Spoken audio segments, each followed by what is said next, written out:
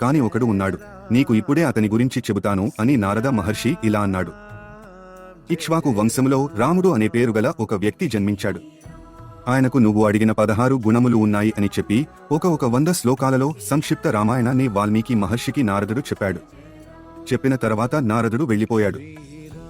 విన్న వాల్మీకి మనస్సు చాలా ఆనందంగా ఉంది. ఆ రోజు మధ్యాహ్న సమయములో సంధ్యావందనం చేయుటకు తమసా నదీ తీరానికి భరద్వాజుడు అన్న శిష్యుడితో వెళ్లారు. అదే సమయంలో ఒక చెట్టు మీద సంభోగం చేసుకుంటున్న 2 క్రౌంచ పక్షులని చూశారు. అప్పుడే అక్కడికి వచ్చిన ఒక బోయవాడు పాపని శిష్యుడై మిథున లక్షణంతో ఉన్న ఆ మగ క్రౌంచ పక్షి గుండెల్లో బాణం పెట్టి కొట్టాడు. కింద పడిన ఆ మగ పక్షి చుట్టూ ఆడపక్షి ఏడుస్తూ తిరుగుతుంది.